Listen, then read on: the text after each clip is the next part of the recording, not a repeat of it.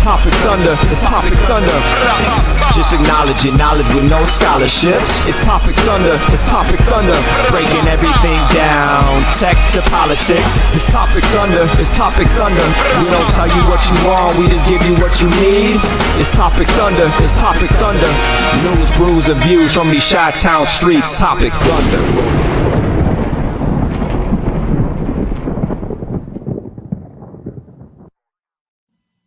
Hello again, everybody, and welcome to another episode of Topic Thunder, my dad's favorite topic infused podcast, and he's never ever seen or heard a podcast before. Not a single one. Still not. It's yet. Here we are. Best demographic. Welcome to the show. All the humor aside, Topic Thunder is on the air. Welcome to the Thunderdome. I'm Brooks. That's Ben. And I'm sure everybody will be piling into the chat room because that's what we do here on the show. We actively invite you to come on in and chat with us as we wind our way through the news, not only of the day, but all kinds of fun science and health related and all kinds of. Oh, Ben, I forgot to tell you. One of our episodes got banned from YouTube. I forgot to for real. I just completely derailed the entire structure of the show. But yeah, now I'm going to furiously look for this message from YouTube. Because apparently we were talking in, check this out. Yeah, imagine this, vaccine misinformation. Really? I'm sending this to you right now.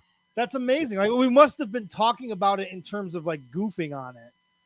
And the algorithm just picked something up. It had to, because there's no way like did we actually engage in vaccine misinformation here? I've tried my damnedest not to, and I think we've been pretty good about trying to be, backing up with sources and respected sources and respected people and things of that nature. And we're a weekly. So we don't necessarily get, what happens on a Monday night or the collection of information up until that show could change drastically in a week later. We've all seen how that that goes. So I don't know, but I did just send you the but not the sidetrack the show because we've got 7 states in YouTube. Yeah, we've got that's a first. That's a hello. Thanks. Twitch hasn't done it. So make sure everybody, if you're watching us on YouTube, thank you. If you're watching us on Facebook, again, thank you so much. We're finding a nice little niche on Twitch. Yes, that we're going to call home. Please, if you can hop over to Twitch. If you already have a Twitch account, great. It takes just a few seconds to create an account. You can watch it on your phone, whatever you're watching us on now. You can certainly get Twitch on there as well. It helps us with the algorithms. You're not helping, Courtney, talking about the pee guy episode. Like that's all we talked about for an hour and 20 minutes was the pee guy. The guy that was drinking his own. I wonder if it was though, because that. Oh, that's a good point. I wonder. I'll have to go back and look at that show because I think as the publisher, you still have access to the show. It's just deplatformed, if you will, and people can't find it and play it. But as the owner of the video, I think you can play it. So I'll go back and check. I will report back next week. This time next week, in the open of the show next week, I will report back and let you guys know if what I think it was that got us banned on YouTube. If you've never seen Investigative Ben Jordan, it's a different kind of hat than the one he's got on right now. Yeah, that one is. I don't pull that one out very often anymore. No, but it means business. So look out. Yeah, somebody's gonna pay. So like I was saying, we kind of have a lot to talk about. So let's just get right to the booze because I've been waiting all day. I've been buffing up. I've been saying, all right, Ukraine, let's do this. Well, let's first of all we didn't have. Let's get ourselves well lubed before we talk about war. Let's give ourselves a toast to the people of Ukraine, to the legit fighting for their country, and we'll obviously get to some of that too. But here's to the people of Ukraine. Nothing fancy about this. This is just a dirty martini for a dirty situation that we all kind of now find ourselves in. Now, what is it exactly for an ignoramus like me? What is a dirty martini in Thailand? Okay. Let me taste that. Okay, it's got that. Okay, right. So traditionally, your dirty martini would just be vodka or gin. splash of vermouth, and olive juice. That's what makes it dirty, because otherwise, that a I could martini is just vodka, gin, and a little vermouth. That's a regular. That's your James Bond martini, shaken, not stirred. right? So you mix all that in. I happen to be a fan of the brine, so I like mine dirt. Like I like yes, give me Yes. it. I want it cloudy. I want 5 olives on All that. the olives in there. Yeah, I like the olives too. Yeah. Yeah, big fan of green olives. I know that kind of puts a lot of people off out there. Hashtag green olive lover. Yes, that But- is a very divisive thing. As a green olive lover, I thought everyone loved them. Turns out I think, are in the minority when it comes to green olives. I think there are more people that don't like green olives than do. Right. Okay. So Courtney, CJ Mino in the chat room agrees that I don't want to be able to see in the other side in a dirty martini with blue cheese olives. So that just so it's just a murky, boggy. Like there's thing you don't have to put a stick on things; it'll just float because of the Yes. buoyancy of the salt in there. So with all this said, There he is. how many Brooks bolts does the dirty martini get? Oh, she makes a fine one, but we didn't have any olives, so there's gonna be we're gonna take in some. We do have this lovely like a gherkin.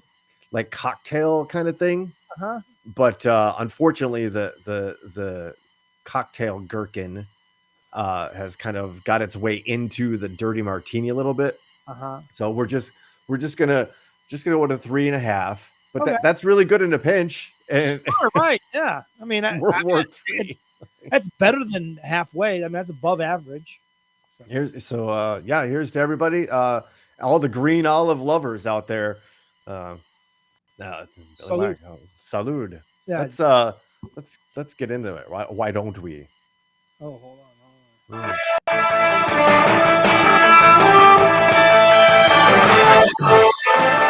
Nothing nobody doesn't already know. There's a massive invasion of the sovereign independent nation of Ukraine by its Soviet. I was naturally going to say Soviet Russia, but it kind of feels that way now, doesn't it? Now, doesn't it? Let's just say the thing that's there in the room that like by Soviet Russia, and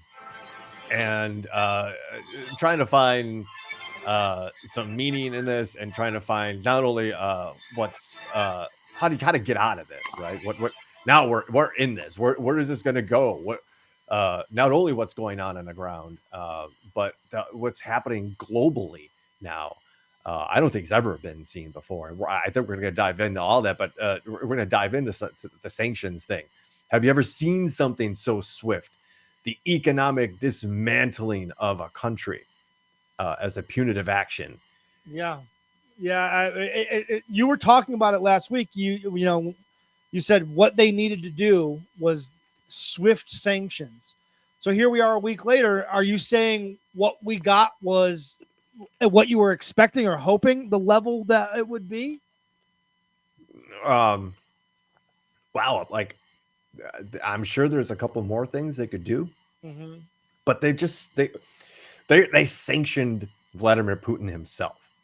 Never in the history of this form of governance globally and the cooperation of governments globally has any world leader ever been sanctioned. We're like, it seems like everyone in the world is turning on Vladimir Putin right now. Like it is him versus everybody. He's getting backed into a corner. It'll be very, very interesting to see how that man reacts in the coming week or so as the pressure intensifies on him. There's one of our Russian bots, Clarissa. hello, Clarissa. And we're gonna have an extended chat, shall we say, about our good friend Saint Vladimir a little bit later. But right now, let's kind of focus back on what's going on in Ukraine. It's obviously how that affects everybody. The fourth day this is I think from yesterday, so maybe it's a day late or something. But this first story I sent you has a nice right at the top, has a nice little graphic. I'm sure people are kind of dialed into the news and whatnot, but I know we've talked about this before. We've showed different maps before. Like people knew this was going to happen. This was once the the military strategists saw all the satellite information and all the pieces on the board. They kind of knew that this was the way Putin was going to do it, right? What we didn't know is the staunchness of the resistance, right? And the heroics of not only the Ukrainian people, the Ukrainian military, but the Ukrainian government. Have you seen some of the videos coming out of the highest level of governance in Ukraine, where he's openly saying, "I'm here. I'm still in Kyiv." There was the foreign minister that said, "Fuck you, Russia," like live on TV. The president is actually like engaging in like military action, right? I mean, if I'm not mistaken, their version of the president. Maybe it's not a president. I don't know how that works with them. I'll be honest with you. But I saw him. He was a fucking helmet and fucking vest on. You're seeing, the Klitschko brothers, very famous boxers. They have no need. Like, you would think of all people that wouldn't have to fight, it would be the Klitschko brothers or Lomachenko, who's a current Ukrainian boxer. But those guys are gearing up and joining the military. It's interesting. I will say it isn't 100% great news coming out of Ukraine. I did see something today. I don't know the total validity of it, but it seems to be there are multiple stories now coming out that the Ukrainian people are not allowing foreigners and most particularly black foreigners to be getting on the buses in order to leave the Ukraine as a refugee. There are some reports of that. If that is, that's not great. Not reports. It's I know I sent you for the headlines. Okay. It's the last Twitter link, and it's not just Ukraine. And I know we're kind of jumping ahead here. And obviously there's nothing pretty about any of this situation, but no, it's not just reports. There are people, he's Ukraine's Ukraine's deputy chief prosecutor, live on the BBC. This is what he said. "It's very emotional for me because I see European people with blue eyes and blonde hair being killed." Shall I go on? CBS News, quote, "This isn't Iraq or Afghanistan. This is a relatively civilized, relatively European city." From Al Jazeera. Talk about getting it from the back. What's compelling is looking at them, the way they're dressed. They are prosperous middle-class people. They are not obviously refugees trying to get away from the Middle East or North Africa. They look like any European family that you'd live with next door. From France, we are in the 21st century. We are in a European city, and we have cruise missiles fire as though we are in Iraq or Afghanistan. Can you imagine? Yeah, there's some like weird racist xenophobic shit going on television, and people I don't think they're even conscious that they're doing it.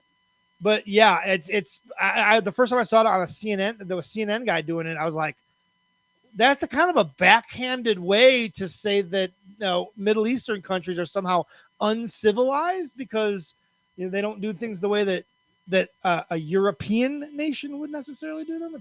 That seems wild to me. And yeah, there is some racist undertones to this thing for sure. But yeah, I mean, it is interesting to see, like you said, the push back on this story, of course, to get us back on track a little bit.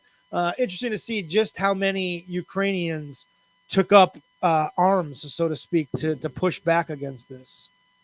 What I'm finding also really interesting is the amount of Russian soldiers surrendering, abandoning equipment that has either fallen into malrepair or run out of fuel.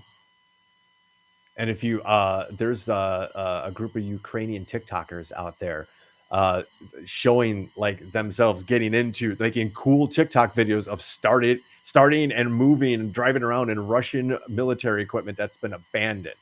Right. So we're going to talk about a little bit of that too, because there's some, you think Russia's bad.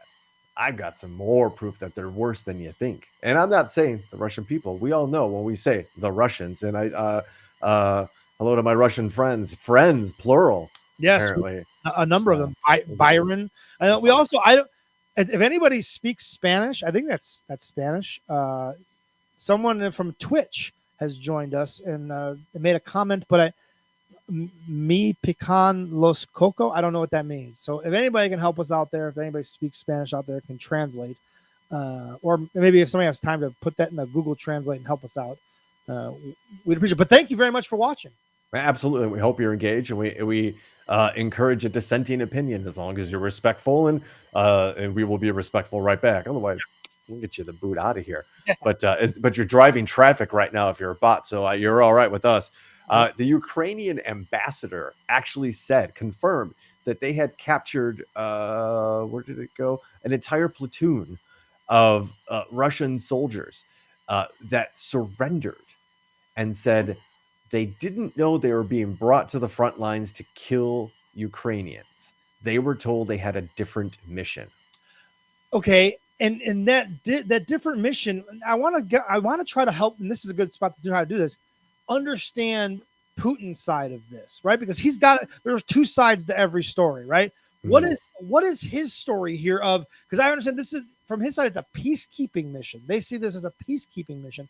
I've also read something about 14,000 Ukrainians that have been killed in Donetsk. I don't know how if I'm saying that right, or Donetsk. I don't know. That's the city Donetsk. Yes, in the Donbass region. So that's the And in some of the, let's just say, communist corners of the Facebook that I reside in, they are making that sound as if those are 14,000 Russian sympathizers who are basically being executed by Ukrainians, and that's why Putin is looking at this as a peacekeeping mission, because he's protecting these 14,000 people, these anti-Ukrainians, whatever the opposition is in the Ukraine. And is that, from what you understand, does that sound like something that could be used, like facts twisted in order to make it make sense, kind of deal? If you're assuming that what you're hearing from those sympathizers is clearly lies and misinformation, then yes, because what clearly happened when Russian soldiers, and we talked about it way back when we were talking about this hybrid warfare, right? Mm-hmm. This form of warfare. They were clearly soldiers, clearly had military equipment, but there were no identifications on it. There were nobody had a patch on that said what country they were from. They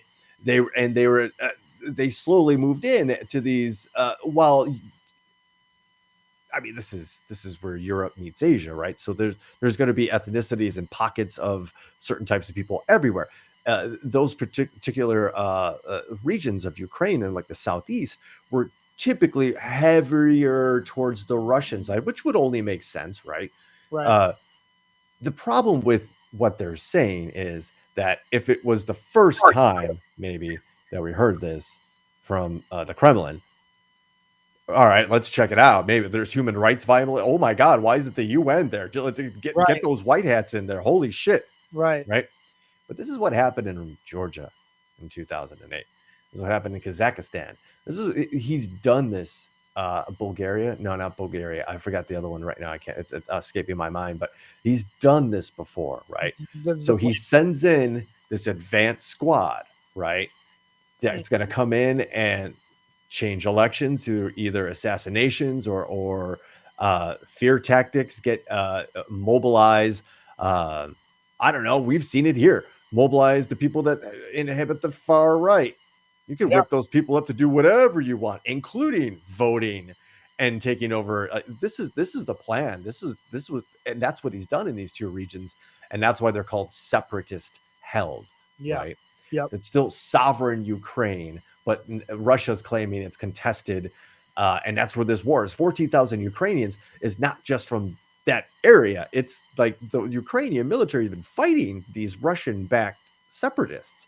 Mm-hmm. Russia's complaining that the West is supplying all these weapons to Ukraine. That's what Russia's been doing to the other side, to Syria. Mm-hmm. The same thing Russia kind of did in Syria, although they already had a sympathetic top level and needed to back up the insurgency, right? So he's done this before. This is the MO. People were saying this is what he wanted to do. Biden came out and spelled this whole thing out. It was a brilliant, and I don't know why people are pissed at him, because the dude called him out on everything and put him in this corner, whether you want to admit it or not. Yeah. Whether he's out there putting it out on his Twitter like, I did this, I did that. No, trust. For once in this situation, maybe U.S. leadership may have gotten it right. Maybe not perfect. Yeah, not perfect, but maybe. And Richie in the comments, the first comment.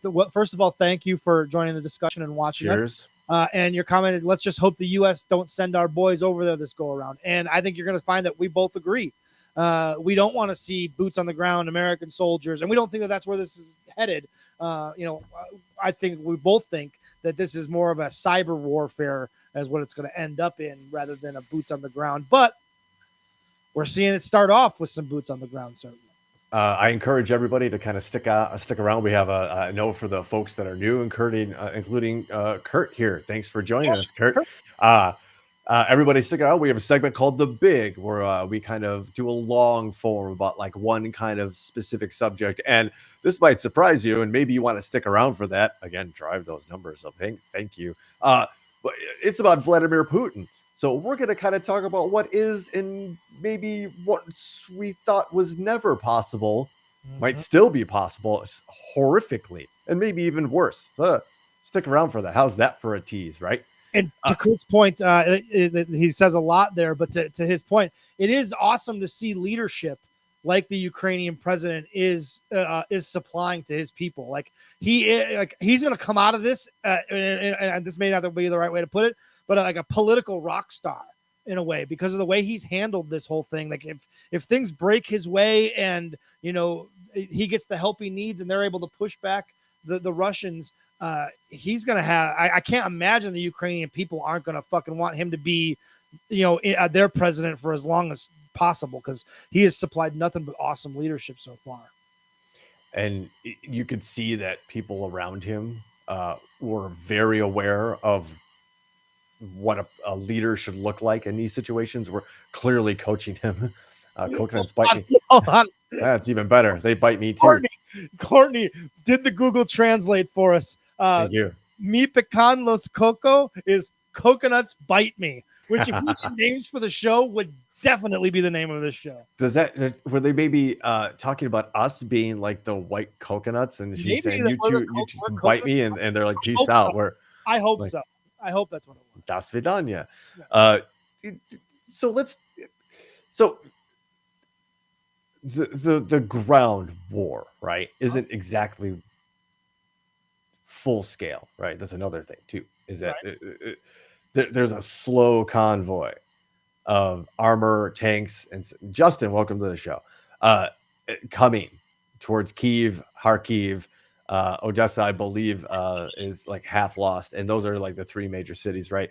And we know what then extrapolating from what Putin does is that then he will arrest the president, claiming that he is and this is from Vladimir Putin's mouth himself, a drug-addled Nazi.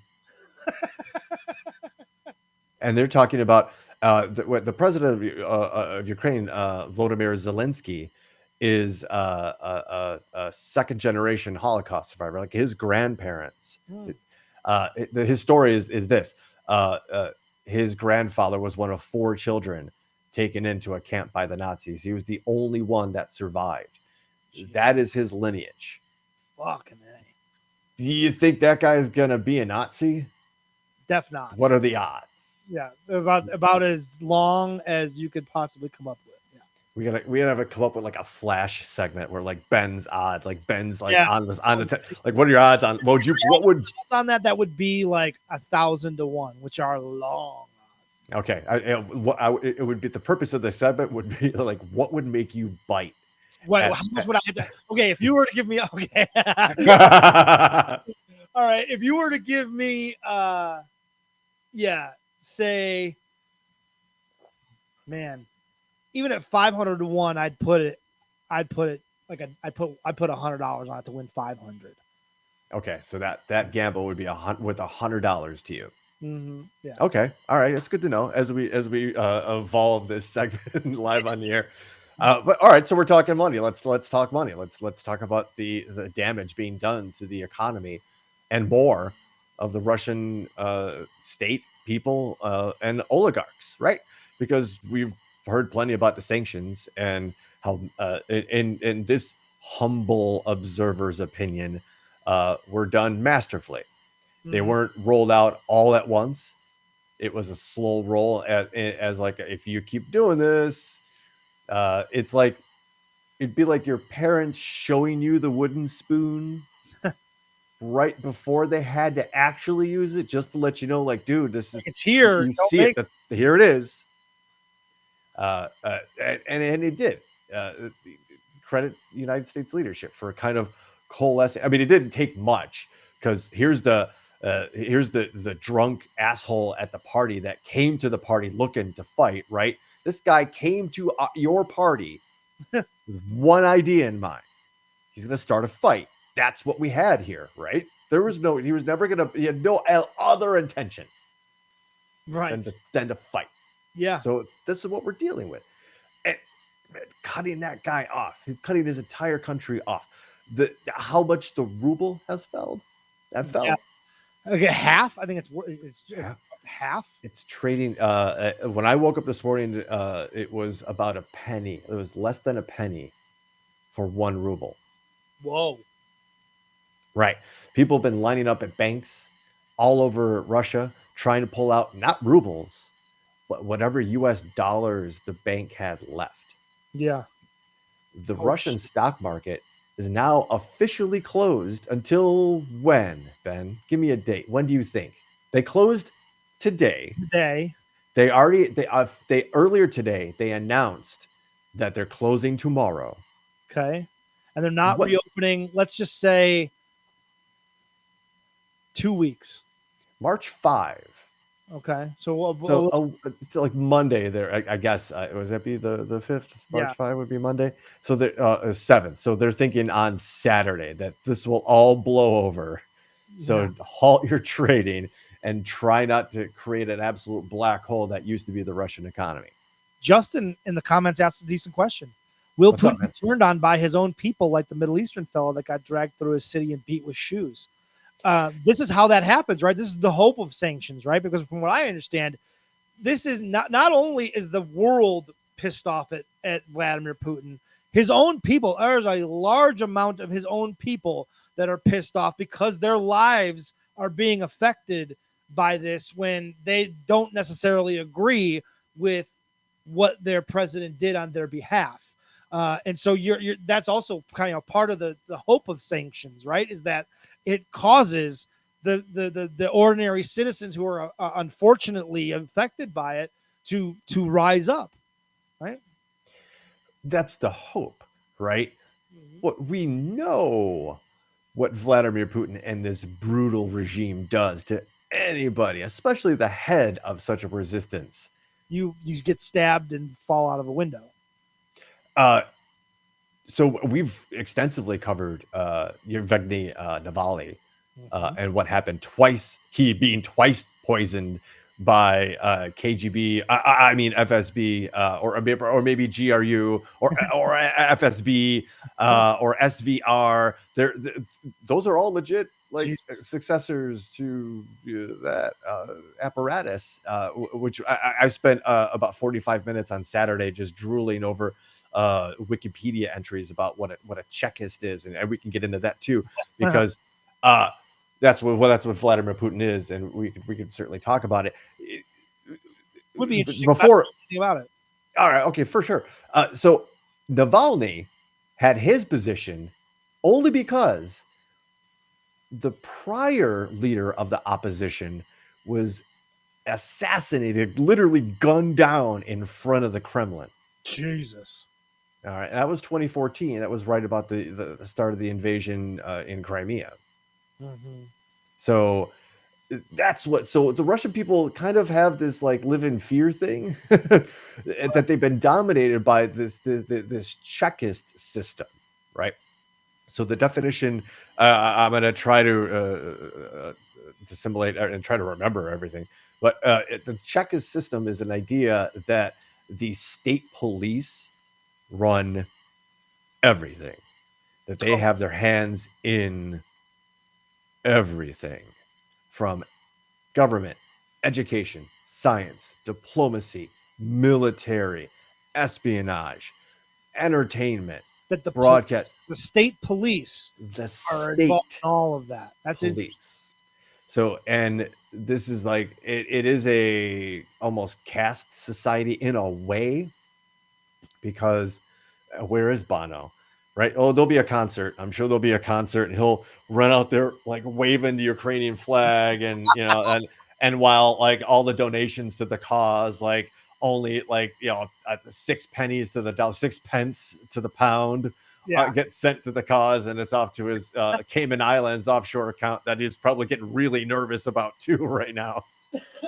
Yep.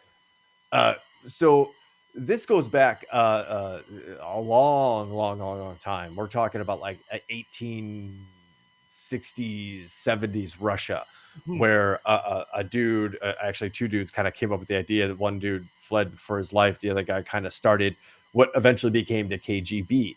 The idea that like they're everywhere, they control everything, and also have their hands in criminal elements. I mean, everything. They run everything, right? They just so I'm scrambling to find it because I was ill prepared to go over this, but like No worries. there was at one point, I'm not going to find the exact number, so I'm just going to wing it. At one point, I guess in like the height of Soviet Russia, there were like 500 and let's just say 50 citizens for every one KGB agent. It's like roughly 287 citizens for every one FSB agent. Whoa. So Vladimir Putin had 2 really great quotes, stealing from the big, which you should join us for later. One, there's never an ex-KGB man. And 2, shortly after being elected president, he swarmily said, I just received good news that the first mission of former KGB operatives has been successful. Jesus. Yeah. Who do you think he was talking about? Himself.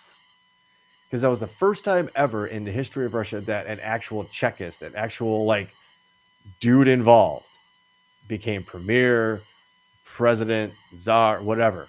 Right. Like, the big guy, the big kahuna. That was it. That was when that He was mission, the like first phase guy. 1. Oh, gotcha. I see. I'm putting together. My brain works a little He slowly, but I see what you're saying. Told you what they did. That's how cold-blooded and calculated. He flat out said, without saying, I'm the guy, I'm talking about myself. Right. Bro. Right. He's saying we did it. This is the first mission we've done, and here I am. We did it. Yeah, did it. exactly. Yeah, like you gotta. Hey, listen, he's not a great guy, but you gotta respect the balls out of Vladimir Putin. The man has gigantic testicles, And it was all very calculated, Mhm. all very measured. Again, we talked about the long view that they have in those circles. long play. Yep. They're way into the long game. Well, Decades. 20, 30, I mean, Yeah. 40, 50, 60 years. There was no doubt in my mind. There was some point. If they're smart, you don't even have to wait for the point of like no return where you know you're in decline. Mhm. If you're in an organization or government and you're not discussing what happens after your regime falls in some sort of contingency like life plan, you're kind of doing it wrong. You're not doing the Hydra thing, right? You're not playing. Right. Yeah. So we've seen not only this massive wave of sanctions, which we're actually going to get to, because there's also, I found a really cool pictorial graph of the different, not only economy sizes of Russia and Ukraine, but the diversity of the, and why this might be a really important move for Russia in the first place. But Anonymous is involved. Have you heard this? No. They've been involved in something decent. Yeah, the legendary clandestine hacker collective known as Anonymous got involved.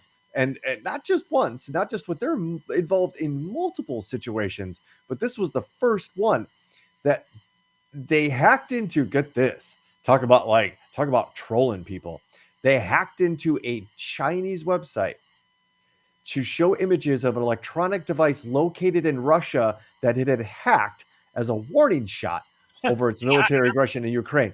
Talk about trolling people. Dude, this is where it's going to come. This is what we're talking about, man. Like, Anonymous is going to kind of be like a branch of our, digital army, if you will. This is the digital army version of taking up arms in defense of your country, right? I mean, this is a cyber taking up of arms in a way. Now, there's actually, if you're interested at all in what they've been doing, they've been fucking with, or somebody's been fucking with Russia Today. Somebody's been fucking with the websites for the Kremlin, for the Ministry of Defense. So again, and it could be anonymous, but at this point, it could also, why not?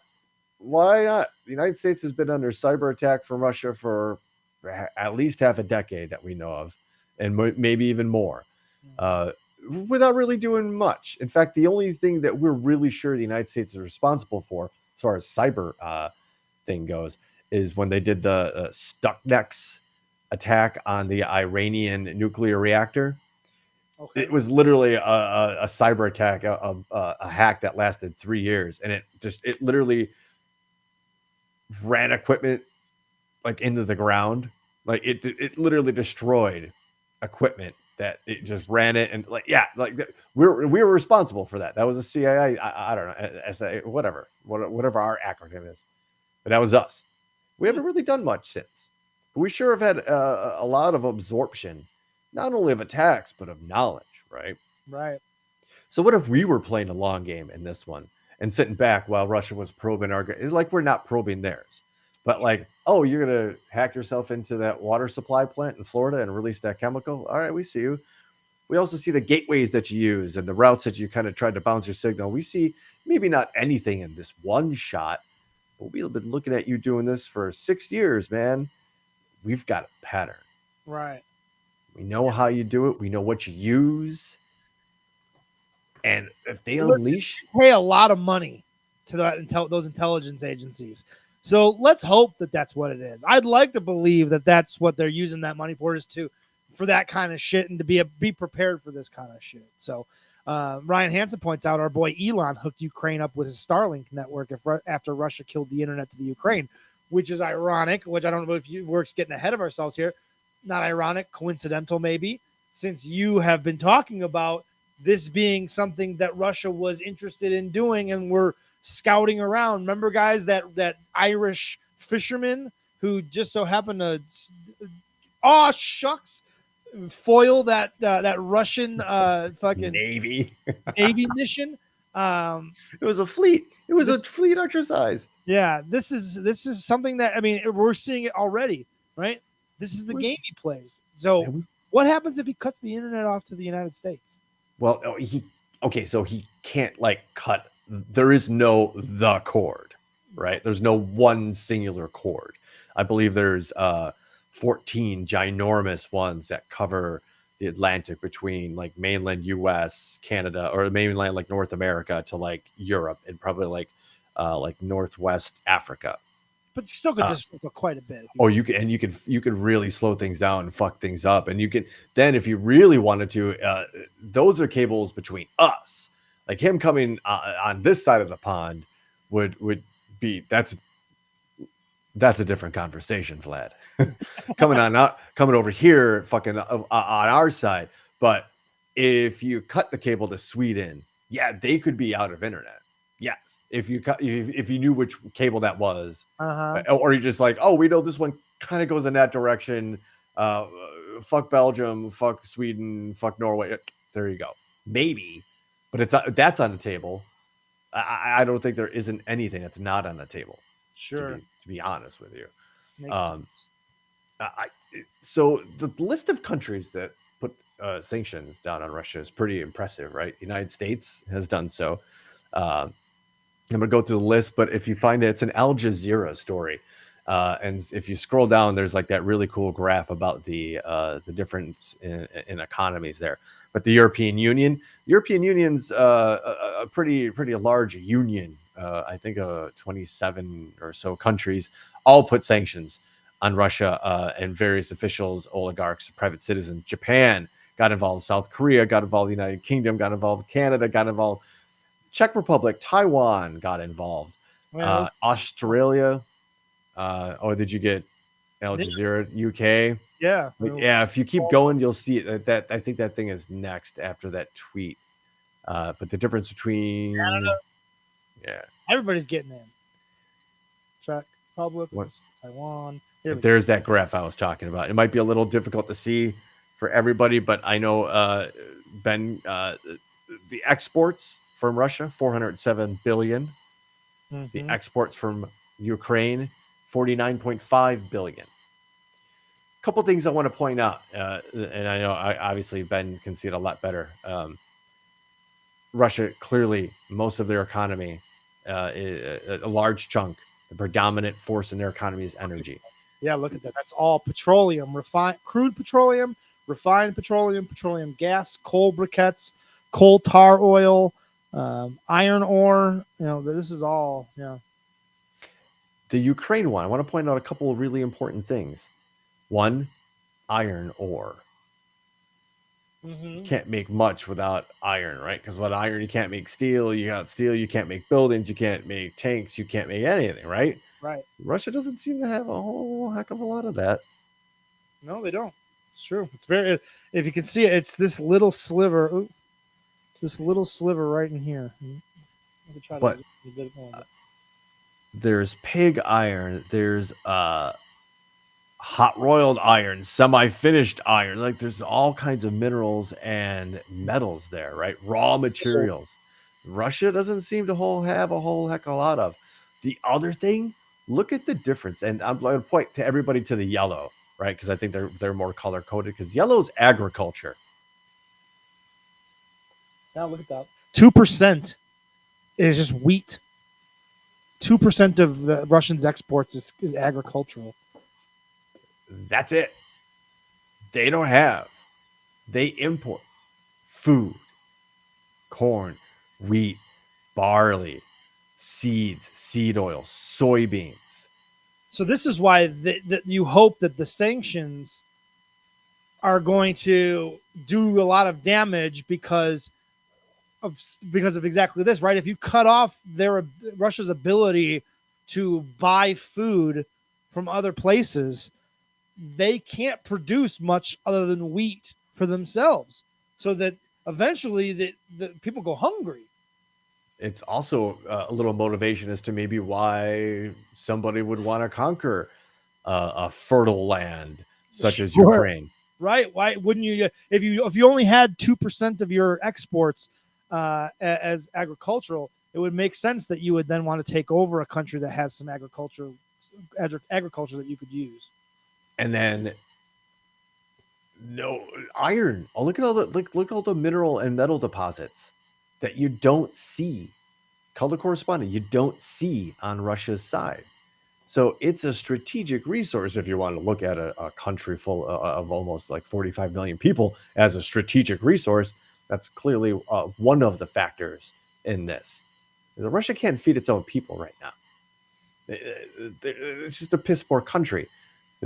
While the top end is the horrors that are on the oligarch Instagrams of where they're shopping, where they're vacationing, all of their money, all of their luxury and lifestyle are all in Western countries and cities and democracies.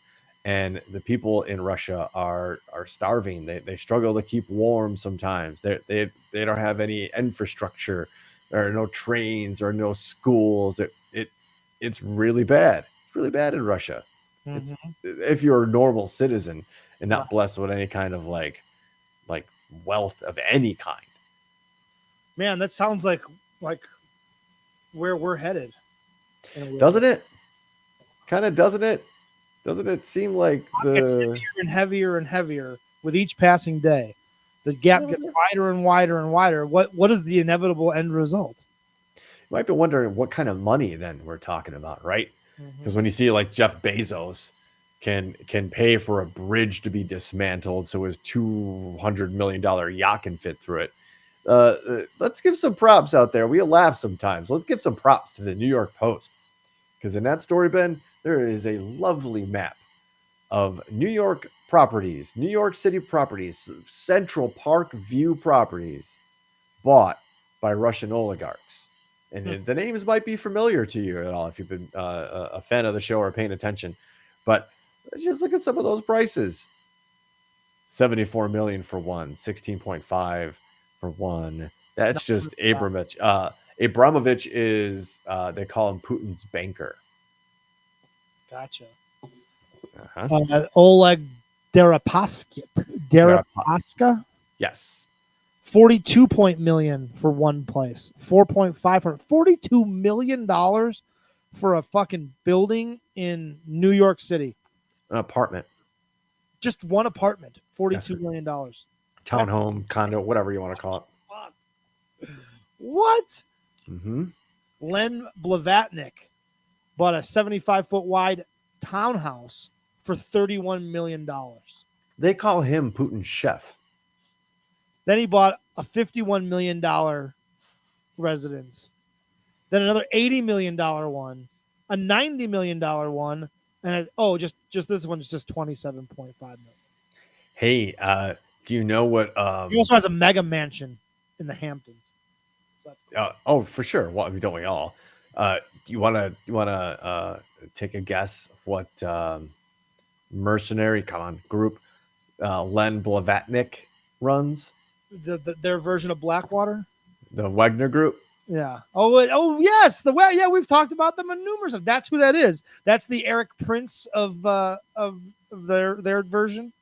Putin's chef. Uh-huh. Think about what a chef does. Uh-huh. Chops and butchers things. And, Yes. yeah, cooks things, and why would somebody call somebody Putin's banker? Well, Putin, nobody's really sure how much money he actually has. People say, well, actually, if you talk to anybody, and I'm talking on the record, off the record, they'll probably in the know. They'll let you know, yeah, Putin's probably the world's richest man. Just nobody really knows how much he has. No and they shit. speculate. Oh yeah, and they speculate easily that he could have $400 billion stored away. Wow. Now, that's $400 billion of the Russian people's money. Right. That he's not getting that on the presidential salary, and he certainly hasn't earned it. Holy But- shit. So when we talk about what an oligarch is, these are friends, cronies, enablers, part of the con that have made enormous sums of money. Jesus. That's an Awful. amazing amount of money. To be able to spend that kind of money on apartment buildings in New York, think about how much money you have to be able to spend $90 million on an apartment or a townhouse. Oh, Even yeah. Wow. So you're Roman Abramovich, and we might actually get sanctioned or somehow, because the crazy thing about this is, like, these guys are so sensitive to the names, like they sue, like people on Twitter, if they get mentioned, they sue. That's why it's a really cool thing that the New York Post is rolling their names out. I think other newspapers and print articles and websites have done the same thing. But prior to this, the only way somebody could get any kind of traction, say their names in public, was some sort of political figure. And I believe an English MP actually did not too long ago read off like 35 names of like the top 35 Russian oligarchs in like chambers on the record. And so she couldn't be sued for that. Yeah. Brian Hansen makes a good point. I bet Putin's money isn't in the denominations of rubles. Absolutely, it is not. It's in No way. no, it's U.S. dollars. It's a Gold. lot of real estate, gold, Artwork, properties. Yeah. Roman Abramovich has a yacht. Actually, he has three, to be honest with you. And we're not just like, oh, you got a nice 40-foot schooner. No, It's not a sailboat. it's a schooner. There is no Easter bunny. Stupid. You dumb got- bastard. He has three mega yachts. Oh, The kind of yacht you might see on like, I don't know, a reality TV show, like like the big, like, right? One of these, I think it's called Solstice, something like Solaris. This is by memory. Ben, how many hundreds of millions of dollars is this one yacht worth? I'm gonna say $400 million. You're close. $600 million for one boat. Oh, come on! One boat. Of That's course, that money that is just patently absurd. I was reading a little bit about this because I deleted an article of some of the oligarchs and their stuff, but I guess it has like a 25-foot glass bottom pool. It has its own simulated beach. Of course, it's got the helicopter pad. Movie theater. You got to have inside the boat. Right. I mean, you got obviously movie theaters. Like, I mean, what are we, savages? Why would you have a $600 million boat and not have a movie theater? Right? Yeah, and Below Deck. I was trying to think of a Below Deck. I have this sick affinity for the reality TV show. Yeah, it is a simulated beach. Gigi, simulated beach. I hope the yacht can stand up and transform into a robot. There's no doubt that he's got like submarines and armaments that this thing can like. It's got like missiles or anti-aircraft. Like $20 million I would to maintain every year, just to maintain it. Yeah, right, and that's kind of scratch we're talking about the insane, enormous amount of money that's being stolen again from the Russian people, from the Russian land. So what else have they done with that money, Ben? Well, I'm glad somebody asked, because NPR just posted. Oh, this is actually I'm gonna two things. I'm gonna point out that NPR posted something. This is actually 2019. Let's take the way back machine, right? Huh. Way back to 2019. This is the headline. We won't get too much into it because it's we certainly can if you want to. But the NRA was a foreign asset to Russia ahead of 2016. New Senate report reveals. This is back in 2019, so certainly not new news, but something still worth bringing up, right? We mentioned her a couple of different times on the show. Do you remember that Black Widow? Maria Butina. Yes. I got somebody caught her on Russian TV because she's been basically banned from anywhere that has any kind of logic or thinking, knowing full well she's a Kremlin agent. So she's now hosting a very cush talk show in Russia. Oh, right? that sounds like that is on character. It's a cushy landing, right? Yeah. It's a cushy landing. This was one time. I'm just gonna say sex vixen of the NRA, two-way toting, machine gun loving, pose real sexy with a couple of handguns in my hand, lover of freedom in America to own a rifle because you just never know. You gotta defend yourself, right? On Saturday, February 26th, a special edition of the Russian propaganda talk show Vremya Pohetska. Maria, that's the name of the show. I wasn't sneezing. Maria, that's bad. I shouldn't be making fun of it. But Maria Butina condemns Kyiv authorities for handing out rifles because, quote, people don't know how to handle them and a child might be killed at home. No shit, Maria. No shit. Really? The hypocrisy when you see it sometimes just kind of needs to be called out, right? I mean, come on. Yeah, you're right. You are working with the NRA. There are multiple pictures of her. I remember if you recognize the face, posing with guns and shit. Like she was super pro NRA. And yeah, to then turn around and say that is just that's Ted Cruz level hypocrisy. And not only Mr. Whack, should that thing transform, but it should have like you should be able to survive anything on a boat that almost the biggest tidal wave that this thing could like part of it turns into a survival submarine where like you've got your whatever, like you should be able to survive it, everything but the Earth itself cracking in half and drifting into the sun. That's what $600 worth of boat should buy me. $6 million. Yeah. I might be frugal. I don't know.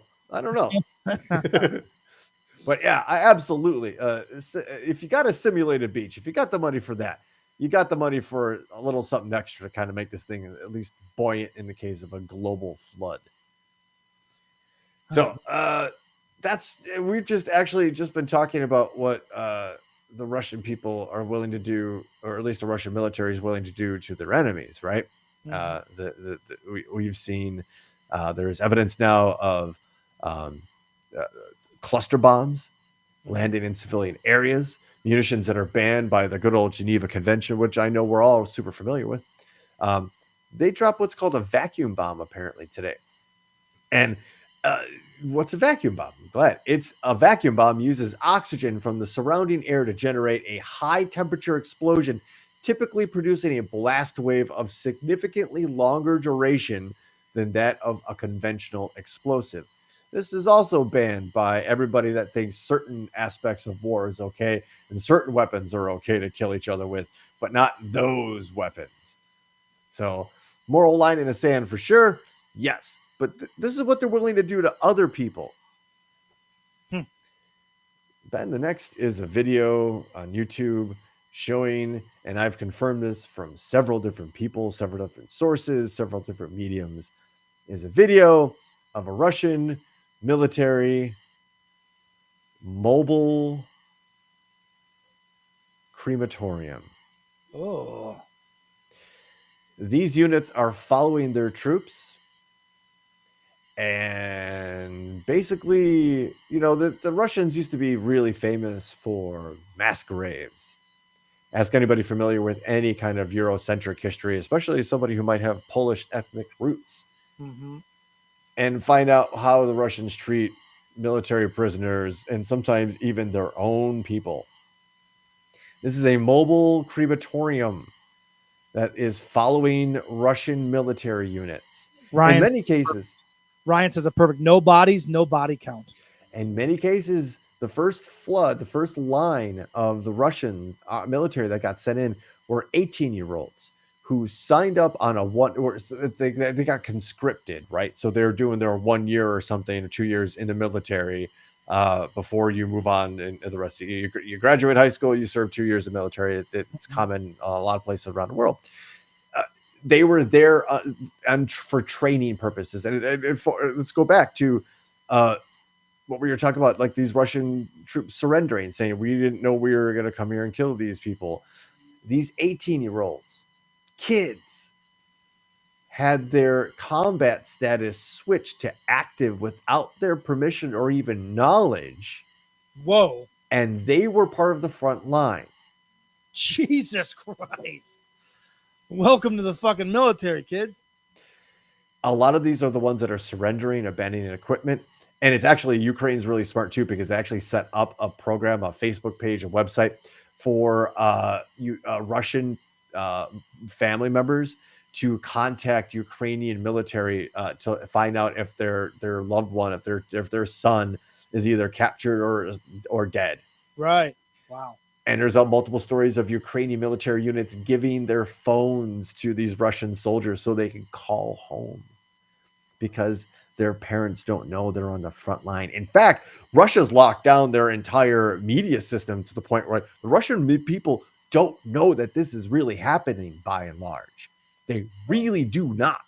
Huh. Russia has shut down Twitter on their end. They've severely slowed down and throttled traffic on Facebook. They've scrubbed for the words on their proprietary browsers invasion and incursion. Right. So when Russian people hear these things, they're like, that's not that they're going to Donbass to save those people. Mm-hmm. And this is despite the thousands of Russians that are risking their lives protesting in the streets of Moscow and St. Petersburg against this, because you can get to Twitter if you set up a VPN. So you kind of have to mask your signal. So Uh-huh. again, where Twitter in these situations is the perfect app for like up to date. I'm sending my love notes to Twitter. So let me see. Do we want to talk about something else? Do we want to talk about? We could take a turn for a minute. Okay, let's talk about a little bit of a turn here, right? Let's talk about something going on here, right? Hey Mhm. Ben, did you know that? Oh man, I'm gonna get screwed on this one. So let's just let's take a look at this. This actually came from Cambridge, Cambridge.org. There was a big study done, and the question was, what happened to the U.S. economy during the 1918 influenza pandemic? And this was a view through what's called high frequency data. And to be honest with you, this is a study that costs $25 to read, and and it's one of those like really thick studies that only like subject matter experts are really going to appreciate. But the abstract gives us some nice clues about what they found. Okay. And I'll just get right to the last line or last sentence or so, in that they basically city level mortality rates and economic indicators with time series methods and structural estimation of an economic epidemiological model, interventions to hinder contagion, reduced mortality. What meant basically shutdowns, the Uh-huh. closing of businesses at little economic cost, probably because it reduced the infections and the impact on the labor force. That makes sense. I see what they're saying. So because less people were once the economy opened back up after the shutdowns, the economy was able to come back because people were able to go to work. There were still people There's- to go to work. There were people to go to work, right? Earn money, then spend that money back into the economy. I get that. That makes sense. So, you want to talk about Vlad? Have I exhausted everybody's patience on this? Yes. I have. You have not. No. I do want to talk about the yes was the answer. Do you want to talk about You are all right, because I maybe not get to every big grandiose idea that I had in mind, but I think we should definitely kind of understand that this is the motivation of increasingly what it appears to be just one man, one very isolated and, according to reports, maybe not so stable. I'm going to skip the first story, Ben, but I want to tell everybody right now that if you really want to kind of understand at least one major aspect of this entire era, a 22-year reign of Vladimir Putin over the country of Russia, there is a story from Unheard, UNHERD, unheard.com. And I would just search out Putin's spiritual destiny.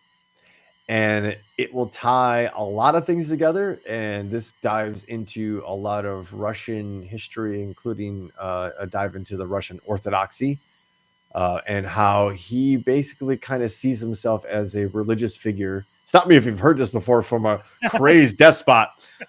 He sees himself as some sort of religious figure walking on earth with a destiny greater than that of a mere mortal. Listen, he might be right, because have you ever seen him play hockey? The man is ungodly at the game of hockey. You know, I always thought that Theo Fleury was the best hockey player I've ever seen. It was 5'7". I was wrong. Wrong. Vladimir Putin is the best hockey player I've ever seen in my life, who's only 5'7".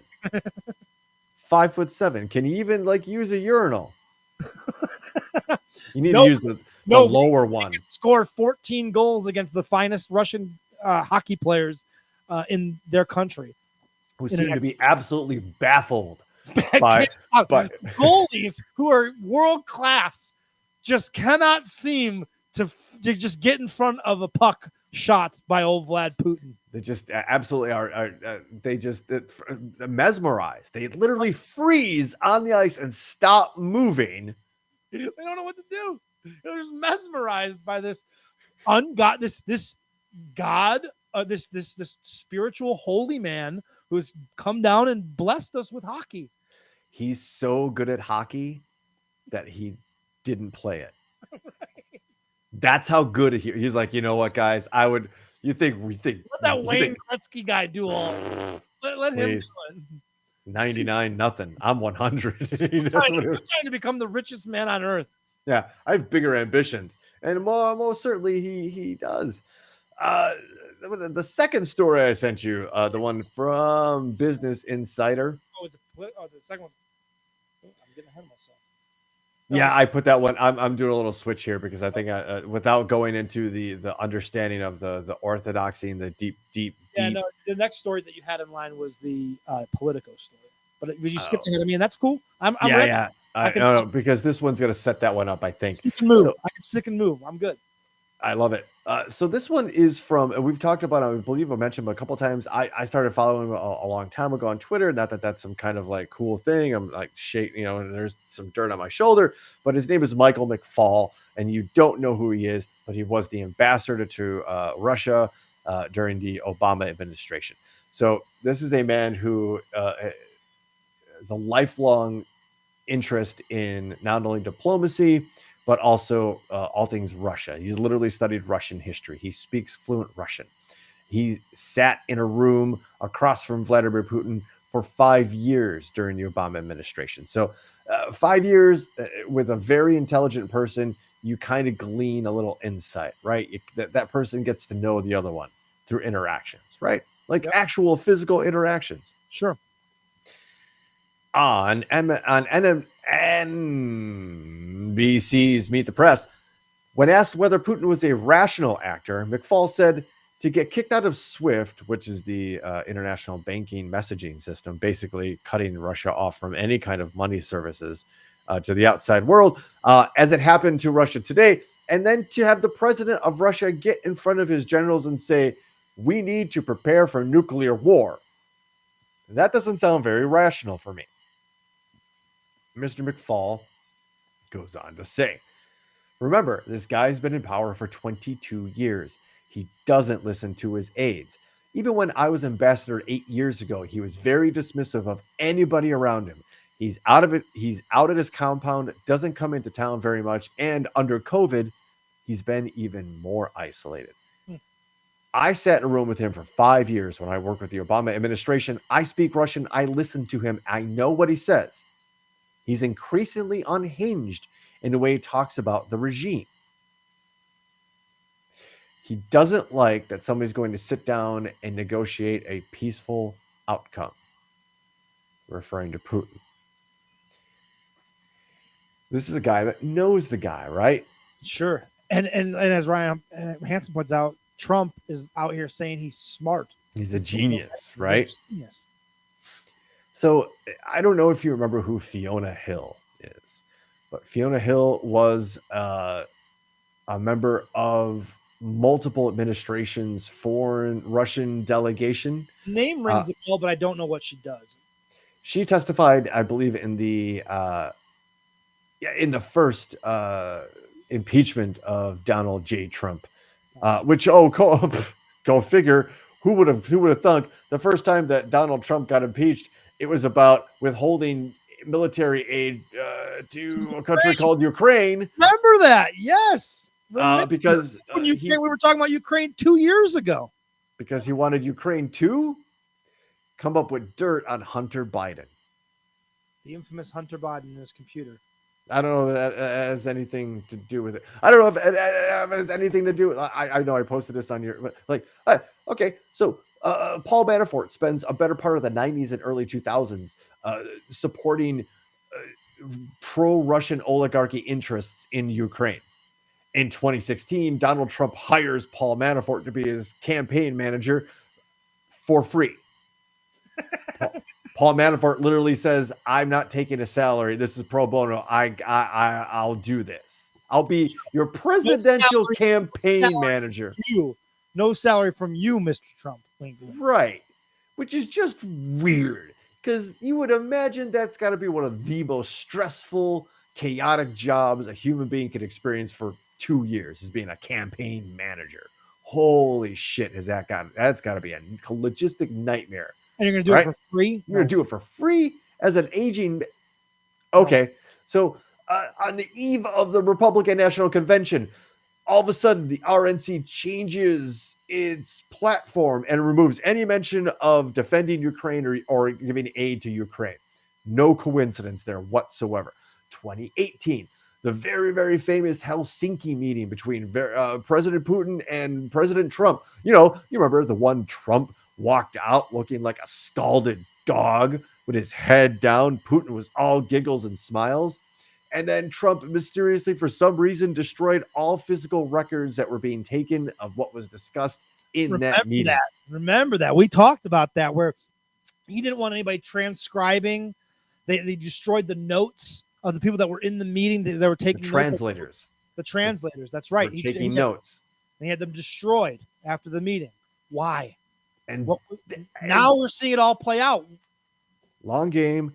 And then after the Helsinki meeting, Trump withholds that aid. That's when Trump withheld that aid. That's when he gets impeached for the first time, right? Yep.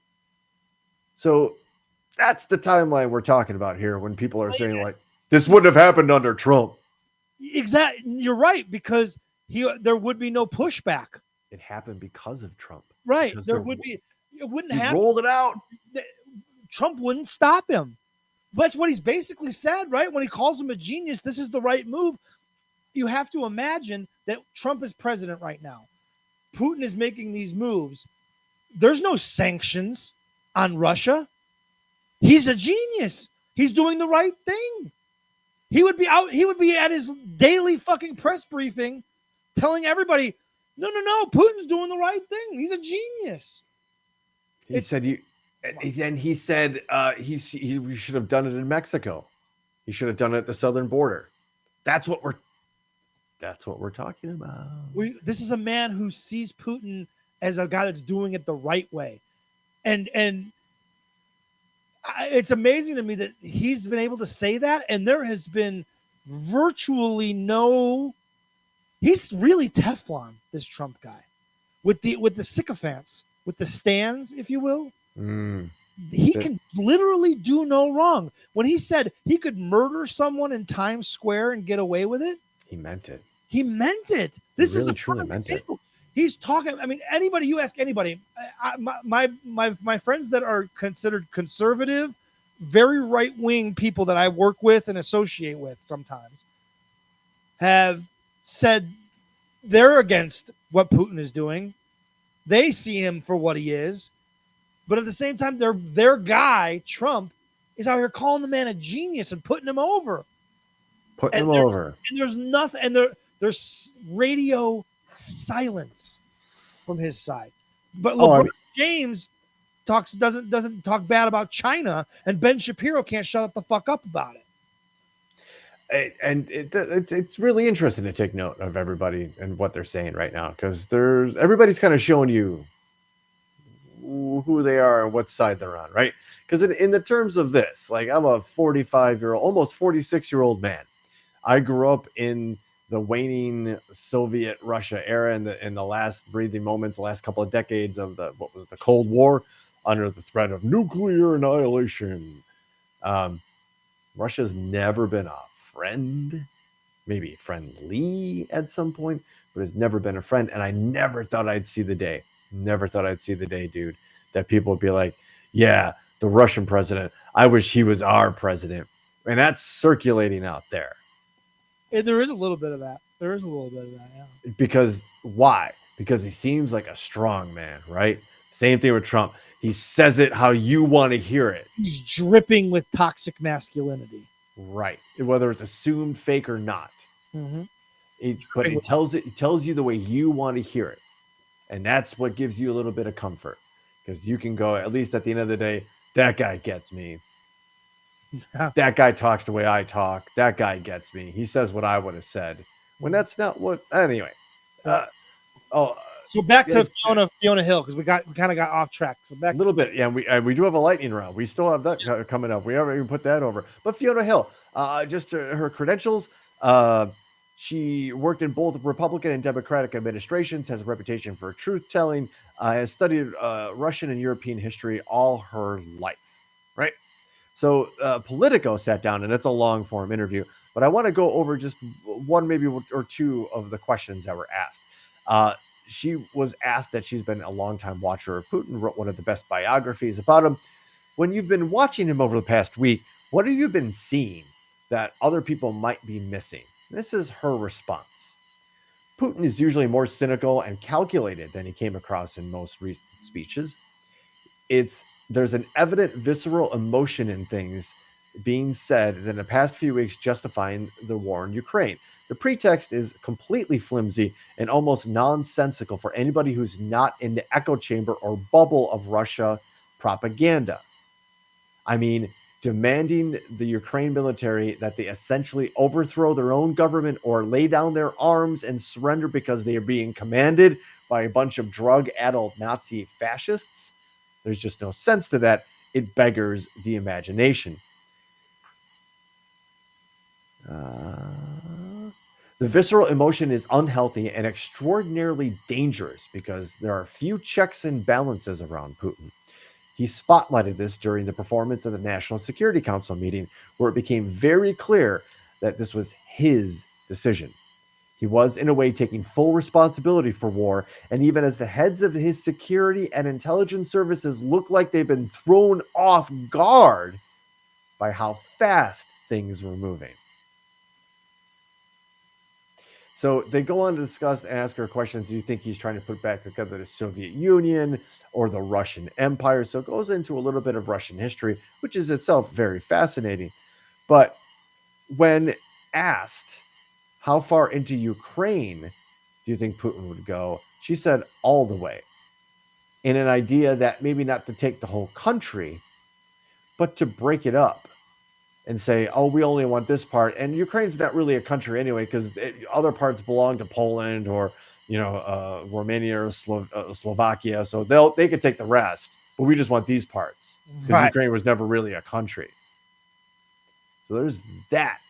But when asked of if she believed, Fiona Hill, long-time Russian historian, knows Putin as good as anybody possibly can, asked if nuclear weapons were a possibility, she emphatically said yes, he would. Wow. Now, I know the authorities, I know President Biden said, no, it's not possible. That's kind of what you have to say. Yeah. But are we talking about somebody now that's willing to launch one? Because if you launch one, then they're all going to get launched in some capacity. The way she puts this is interesting too. The thing about Putin is if he has an instrument, he wants to use it.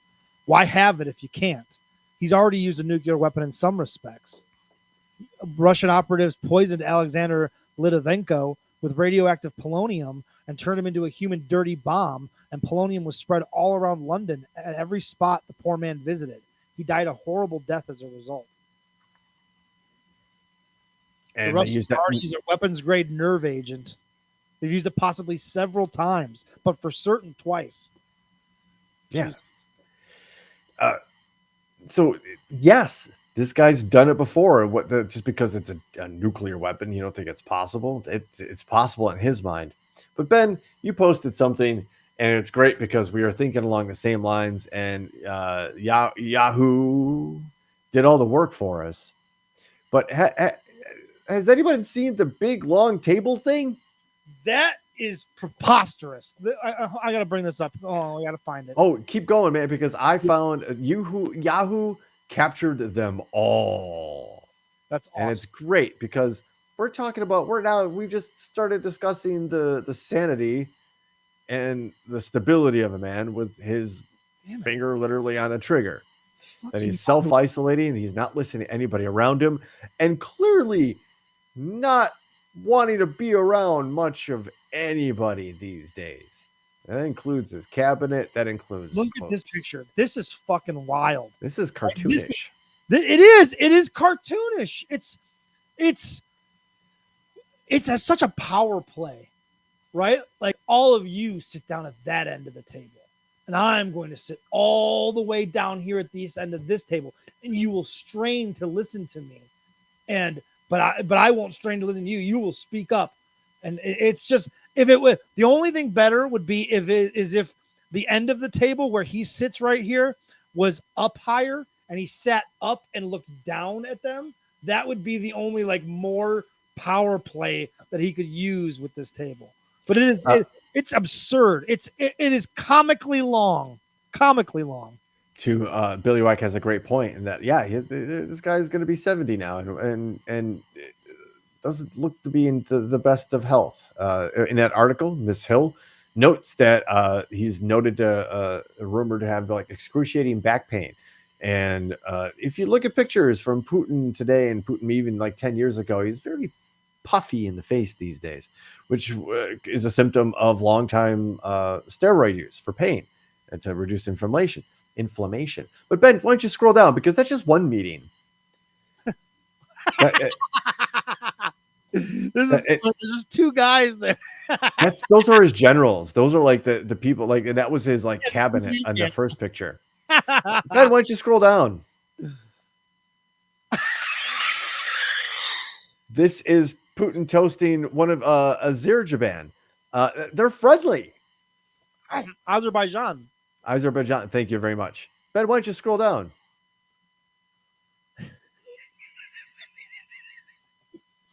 Hey, He's Ben, why don't you scroll down? Very seriously.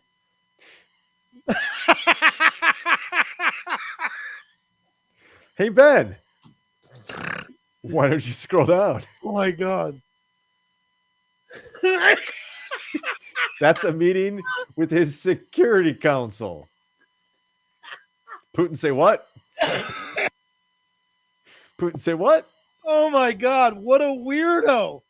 Oh, the story continues, so you can click that button because I want you to keep scrolling down. Oh, my God. Look at this. That's a meeting with the Chancellor of Germany. Hey, Ben, why don't you scroll down? That's a picture with him and his foreign minister, Sergei Lavrov. That's a meeting with, Emmanuel Macron. This is so silly. That's a meeting. This is what we're asking people to do, right? Is take social distancing seriously. This is also indicative of another thing, right? This is, yes, he's also paranoid. He's well aware of the public sentiment for not only his rule, but for his maneuvers here in Ukraine, right? Mm-hmm. There's no doubt. This guy is well aware of Russian history. It's very rare for a Russian president to like leave office gracefully. Right. They don't retire, right? They don't go off. They don't ride off into the sunset. I think Stalin died while he was in office. Mm-hmm. But it doesn't go well for Russian leaders sometimes. Mm-hmm. It's a pretty violent history that he's well aware of. So why let anyone get near him? Sure. Especially if you're meeting with your defense ministry, those kind of the guys who are dialed into boots on the ground to be like a military takeover. Like, all right, we killed the president. I slit his throat on live TV at that terrible table. There could be that he's literally fearing for his life, that he knows like somebody could be out there to get him. It's obviously paranoid just being around people. If he's been in his bunker for 2 years for COVID, like completely isolated and detached from reality is what we're dealing with here. Yeah. And then he starts suffering these personal blows. Yes, I hope you're going to get to this. I'm glad we didn't skip over this. That the International Judo Federation has suspended him as an honorary president, and then his black belt was then revoked by the International Taekwondo Association. Do we believe that, like hockey, he also is a black belt in Taekwondo and Judo and he just went from white belt directly to black belt because he's a god, remember? So he's amazing at hockey. It stands to reason that if he's also a black belt in Judo and Taekwondo, that he is just as good at that, right? There actually is a video. I knew that there was. There's a video on YouTube of a woman, like, oh, and I have to be a member, but a woman like taking him to the mat in judo. But otherwise, it's much like you think. It's like him versus lady, kids. by chance, did that poor lady, did she stab herself and jump out a window? Yeah, I don't think we've ever heard of her, from her. Yeah, whatever We'll happened check to in. Let's do it. Can we do a documentary on the lady that took down Vladimir Putin in a judo contest? Yeah, it's just the title of the video is It's just written on a piece of paper. Poochie died on the way back to his home planet. that's kind of what it is, right? Like, don't even look here. Yeah. So the scary thing is that we're dealing with clearly somebody who's maybe now gotten to the point in their long reign that the king's gone mad, right? If he's not listening to people, outside information doesn't matter to him. It's only what his perception is and what he wants, and he's in some sort of mad, fevered religious quest for glory, not for Russia, but for Vladimir Putin. They have the most warheads. Not that, like, it's a big race like that, but they've got that hypersonic warhead that he threatened everybody with. And who knows what else. But yeah, obviously, it's completely dominated an entire show. Folks, sorry. It just happens to be that this is what. Hey, every once in a while, when the show hits, this is what we do. Like, it is what it is. We don't have to apologize. I know, like, everybody's like, because it's everywhere, right? But I hope that we bring a little different flavor to. But here's the thing: at the end of all of this, we've hit you with Ukraine, war, Vladimir Putin, but then at the end, we've got this.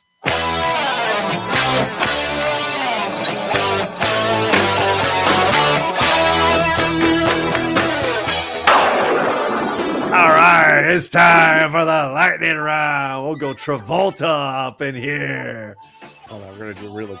We don't really want to go full Travolta. Trust me on that. You know what I mean? But there we go. All right, it's time for the lightning round, ladies and gentlemen. Here on Topic Thunder, you have entered the Topic Thunderdome, where 3 stories enter and 1 story gets read. And ladies and gentlemen, you, the fine people in the Topic Thunderdome, get to choose what that story is. No dilly-dally. Let's get right to it. Headline number 1. Man seen carrying his own severed arm, not an employee at where it was cut off at. I'm sorry, what now? You want me to read it again, or should we wait? I don't even know if I talk about. I was so shocked by the man carrying his own severed arm. The second half of the headline was just like, Sure. Here we go. Man seen carrying his own severed arm was not an employee at where it was cut off at.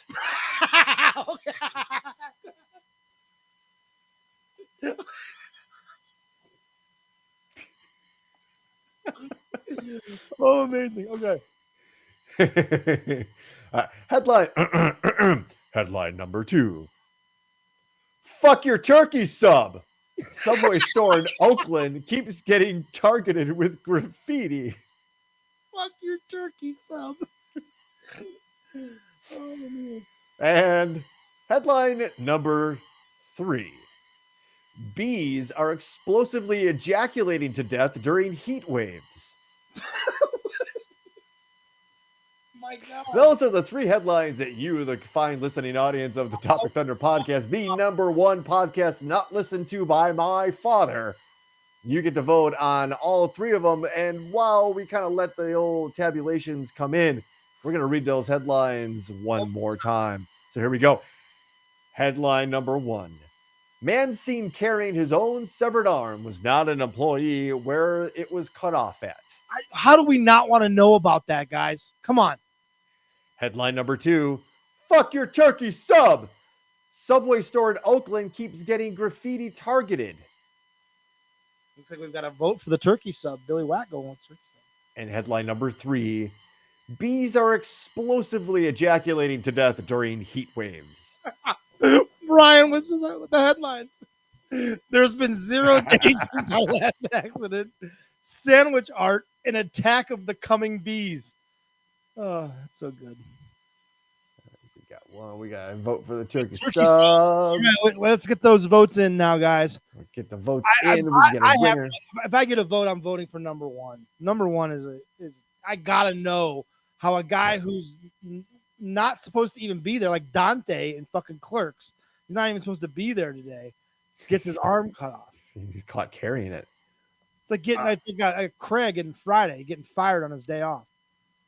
So we got 2 votes coming in for one. Thank you, guys. All right, we're getting backed up here. Something about Brooks's delivery means the turkey story could be the sleeper hit. Yes. You never know. Or you just have to kind of really go after it sometimes. Sometimes you just gotta yell, "Fuck your turkey sub." Fuck your turkey sub. Wait, how many opportunities does one have to yell, "Fuck your turkey sub"? Especially when you're right next door to your neighbors. It's great. Right. They have to Bumble bust a nut bomb. Yes. The bees. Biz is going with the bees. So that's 3. That's 2 votes for the number 3, 2 votes for number 1, and 1 vote for number 2. Did I see a vote from Gigi? My vote for number 1 might tiebreak. Yeah, there is no vote from Gigi yet. I'm not sure if. Oh no, she's got number 1. She Richard Kimball vote story 1. Dr. Richard Kimball. Oh, gotcha. Okay. All right, I think actually we have a 3 winner. votes. Unless there's somebody else there in the background. I know we saw Supreme earlier. I know we had some Russian friends that called us coconuts or something.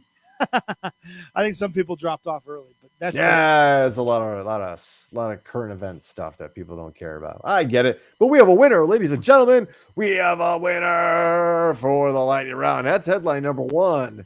Yes. This came from Fox 28 out of Columbus. You know the headline, but one more time. Man seen carrying his own severed arm was not an employee at where it was cut off at, OSHA says. The Occupational Safety and Health Administration says a man whose arm was severed at the Lewiston Marine Market did not work there. The agency said it ended its investigation into the incident because the man wasn't an employee at the AK Market, giving them no jurisdiction to investigate what happened. In January, 25-year-old Abdelaziz Hussein of Lewiston was saved by city employees who saw him walking down the street carrying his severed arm, which had been cut off near the shoulder, and applied a tourniquet. According to the Sun Journal, police did not reveal the man's relationship to the market or what led up to the injury, but it did say it involved a meat-cutting bandsaw. What do you got to do to get your shoulder into a bandsaw? I mean, yeah, because the bandsaw is, it's a band saw. So you'd have to be cutting something and then like pushing it towards or being pushed. Or being pushed into it or something. Yeah. You'd have to be going towards it and and then he was just carrying it? God damn. I'd be passed out. Do you want to hear about the turkey sub? I do want to hear about the turkey sub. You want to hear about the turkey sub? Of course we do. Turkey sub. Fuck your turkey sub! Subway store in Oakland keeps getting targeted with graffiti. It's been a tough few weeks for the Oakland Subway store at 6341 Shattuck Avenue, which has been the target of an ongoing vandalism. Manager Peter Singh said the store had dealt with back-to-back graffiti since last month. He said he's felt demoralized after the vandalism began to ramped up more recently. Quote, "We are getting really tired of this," Singh, don't you think? Singh told SF Gate. It's just a bad start to the day when you see graffiti all over and you paint it and you see it again. It's painful. On Friday, neighboring business Nick's Pizza posted a photo on its Instagram stories with the most recent vandalism to the Subway location, which is just across the street. In the post, Nick Vapor Cox, owner of Nick's Pizza, shared his disappointment after witnessing countless graffiti incidents on his neighbor's storefront and included a photo of the defaced building that's read, "Fuck your turkey sub." It kept coming back and it feels like harassment, Vapor Cox told SF Gate. I think someone thinks they're being funny. To me, it's not acknowledging that there's a person there, not a nameless corporation. I would bet money, Ben, maybe give me some odds that Mr. Nick Vapor Cox is actually the one spray painting the Subway shop across the street saying, "Fuck your turkey sub."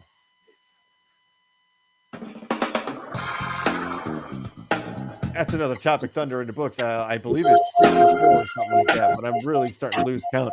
And I think the clerk downstairs in the archives left.